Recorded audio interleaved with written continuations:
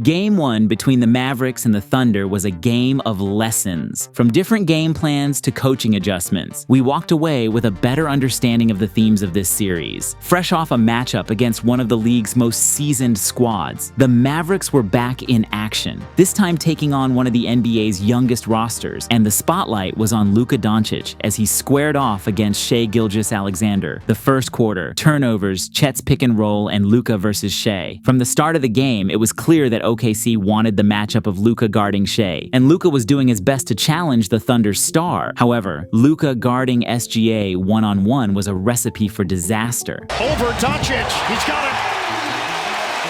Funny enough, on the other end, Luka was also hunting Shai.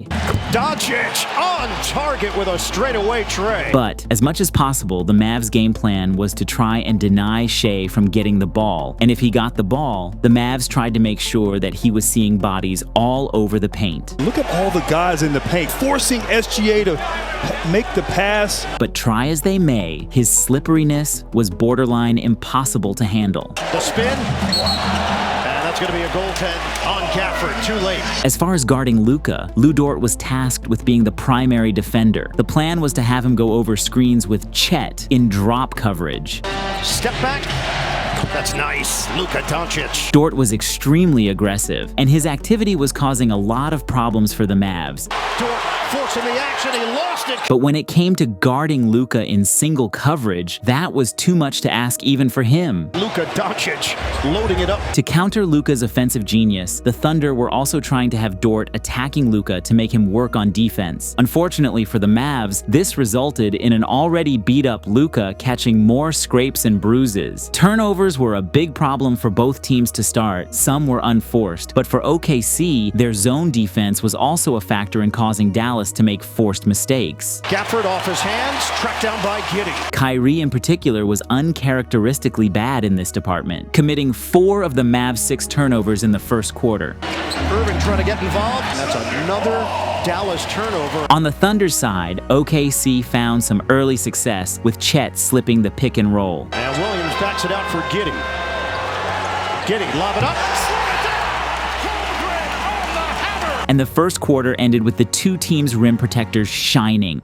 Williams on a handoff, return it. Williams, met by Gafford. Another negation by Daniel Gafford. When the buzzer finally sounded, we were tied at 23, the second quarter. Bench players, foul trouble, and solving Daniel Gafford. The second quarter started with the Thunder bench, specifically Wiggins, scorching from deep. And that jump shot goes for Aaron Wiggins. Tracked down by Giddey.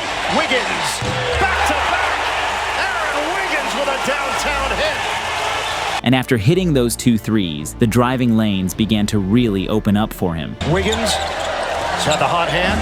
Wiggins, hard drive. It's poked away and a foul on Lively. Strategically, it appeared that the Mavs were okay to live with Giddey shooting threes. Goes diagonal for Giddey. They dare him, and that's why he missed it. Not even bothering to contest his shots. As for Luka, his dominance in single coverage continued. Dort digging in against Doncic. Count it. But for every pound of flesh he was gaining on offense, he was also losing that pound of flesh on defense. Midway through the second, OKC began sending doubles at Luka, with this added physicality either leading to more turnovers or the Mavs desperately having to call timeouts. Doncic comes up with it, and Jason Kidd takes a timeout. However, every action has an equal and opposite reaction. So whilst Dort's aggressiveness was impressive, it later led to him picking up 3 fouls in the second. Irving has been held to 4 points, and a foul is called as Irving made his move. Lu Dort is indicating that he did not trip Irving, but that is not the same opinion of Brian Forte. And to counter losing their best on-ball defender, OKC's adjustment was to put Cason Wallace on Luka. Outside of the superstars, 3 other players really stood out in the second. The first was Chet, who, after getting hit in the eye, decided to take revenge. Track down Wallace, he's got speed, Euro! On the rock attack! And that little turnaround J of his was also hitting. The other standout player was Gafford, whose shot blocking ability was on full display. And that's another block! It's Daniel Daniel Gafford going up high. To adjust to this, Shea started making it a point of emphasis to put his body into Gafford when driving to negate his shot-blocking ability. But the quarter could not have ended without some rack attacks, courtesy of Derek Jones Jr. Lob too high. Jones is there. And he throws it down. Extra, Hardaway, one dribble, short. Oh, Jones! Skywalker!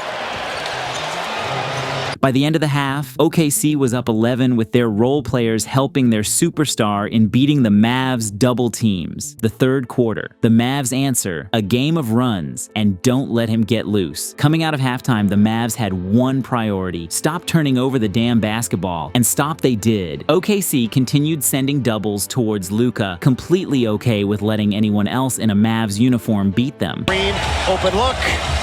He's got it. But the Mavs needed to cut into their 11-point deficit, and to do that, they began spamming the Luka Gafford and Kyrie Gafford pick and roll. Can Doncic get it going? Give it up. Gafford with the flush. Gafford's amazing defense was not only protecting the Mavs basket, it was also leading to points on the other end. Williams splits defenders, takes it in, couldn't finish. Gafford protecting the rim. Leak out by Irving.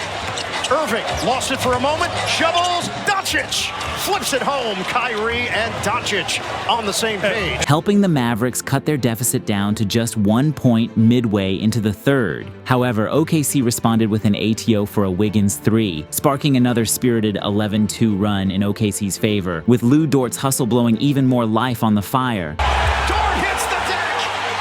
Williams glides in. High flyer. For Dallas, Kyrie was struggling to find any daylight whatsoever, and on the other end, that 7-footer was trailing his way into top-of-the-key threes. And whilst Derek Jones Jr. tried to respond by recovering, Extra, fly by Jones, he blocks it. Dort thought he had enough space, and Jones recovers. after the flyby, Lively was a deer in headlights. Shot clock is down to 3. Does Lively know it? He does not. Shot clock violation. Completely oblivious to the shot clock, the growing pains of a rookie. During this period was when Shea entered his villain arc. This is Jones defending Gilgeous-Alexander. Rises up and draws the foul. So Jones was hunched over. Troops. You can tell. I mean, I think the I'm with intent you. was. I don't think it's a hostile act, but it's a hostile result if you're Jones. Ruling on the floor, foul on Dallas on the shot. Technical foul against Oklahoma City for unnecessary contact with the leg. There you go. After the shot. Since the Mavs were packing the paint, the man started pulling up and knocking down the most deflating threes of the game.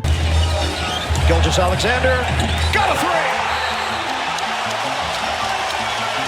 3. And even with the paint full of bodies, he was still going in there and finishing amongst the trees. Alexander hangs, gets the run.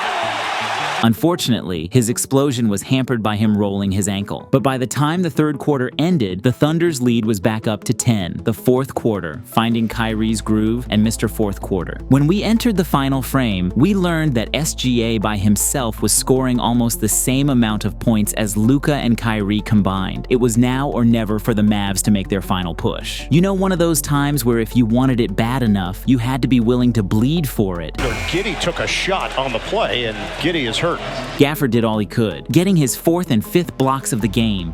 Holmgren rejected. It's Gafford. Do not go in there. And even though Luka's struggles continued, Kyrie finally found his groove. Irving's jumper is there. It's a 3. He is locked in. But unfortunately for him, at this point, J-Dub had already decided to remind the world on the brightest stage why they call him Mr. Fourth Quarter. Williams puts it high off the glass and gets it to go. Williams, the jumper. Nylon. Whether it was triple threat or the step back, the kid was unconscious. They're riding Williams. And when they tried to take away the 3, the rim was his domain. It was all OKC in the 4th. Corner. Another! At this point, Luka was grimacing with each shot.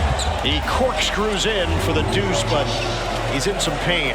Yeah, he's been grimacing a lot, and he's actually limping, getting back down on defense. And before long, the Mavericks decided to wave the white flag. And with that, the Thunder won Game 1.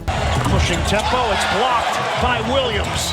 But Luka didn't seem that bothered with the loss. Turnovers, Dort's relentless defense, the Thunder's 2 stars outshining the Mavs' superstars. These are 3 of the main reasons why Dallas lost Game 1, and now they must regroup because Game 2 is in less than 48 hours. But you got any ideas of what's next? No, you got to carry it away. That was a Game 1 bark, guys. Anyways, wherever you are in the world, be the GOAT of that moment. Stay GOATed.